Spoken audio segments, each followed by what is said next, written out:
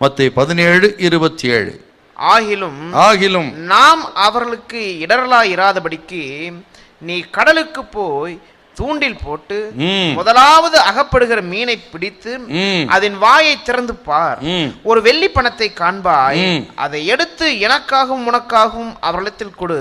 ஆக அனைத்து சிருஷ்டிகள் மேலும் அதிகாரம் படைத்தவர் இயேசு.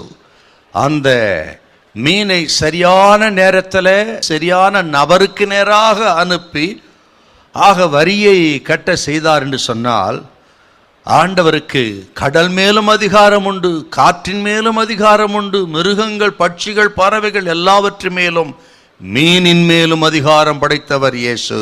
அந்த மீனின் வாய்க்குள் இருக்கிற வெள்ளிப்பணத்தின் மேல் கூட அதிகாரம் படைத்தவர் இயேசு. அனைத்து சிருஷ்டிகள் மேலும் ஆண்டவருக்கு அதிகாரம் உண்டு. பூமியும் அது நிறைவும் கர்த்தருடையது. லூக்கா 1:35 வாசிக்கிறோம், தேவனால் கூடாத காரியம் ஒன்றுமில்லை என்று கேட்டால், யோவான் 1:3 வாசித்து பார்த்தீங்கன்னா தெரியும், எல்லாவர் மூலம் உண்டாயிற்று, அவரே எல்லாவற்றையும் உண்டாக்கினார். அத்தனை அதிகாரம் படைத்தவர் இயேசு. நீங்கள் யாரோ எவரோ, இயேசுவை அறிந்தவர்களோ அறியாதவர்களோ, கர்த்தர் சொல்லுகிறார், இயேசு யாருன்னு கேட்டீங்கன்னா அனைத்து சிருஷ்டிக்கு மேல் அதிகாரம் படைத்தவர், அனைத்தையும் அறிந்தவர் இயேசு. ஆக யாருக்கும் எதையும் செய்ய வல்லவர் இயேசு. அவரால் கூடாத காரியம் ஒன்றுமில்லை. ஹல்லேலூயா.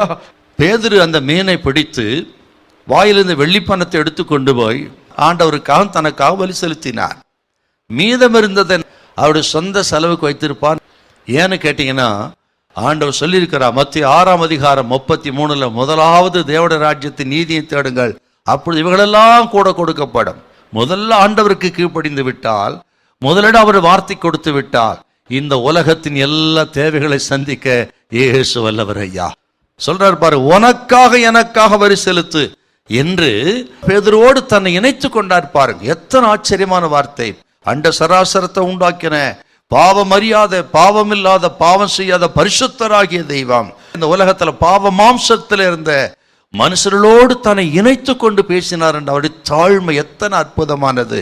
இயேசு யாருன்னு கேட்டீங்கன்னா, அருமையானவர்களே, எங்கோ கடல் கடந்த அப்பால் இருக்கிற தெய்வம் அல்ல, எங்கோ ஒரு மலை மேல கடலுக்கு அப்பால் கடல் நாடத்தில் காணாத இடத்துல இருக்கிறவர் அல்ல. அவர் நம்மோடு கூட இருக்கிறவர், நம்மோடு நடக்கிறவர், நம்மை சகோதரராக நினைக்கிறவர், நம்ம பிள்ளைகளாக நினைக்கிறவர், ஆக நமக்காக ஜீவனை கொடுத்தவர் அல்லவா. அப்படிப்பட்ட அன்பான தெய்வம் சொல்லுகிறார், பயப்படாதிருங்க, உங்கள் எல்லா தேவைகளை சந்தித்து இயேசு அற்புதமாய் நடத்துவார். ஹல்லேலூயா.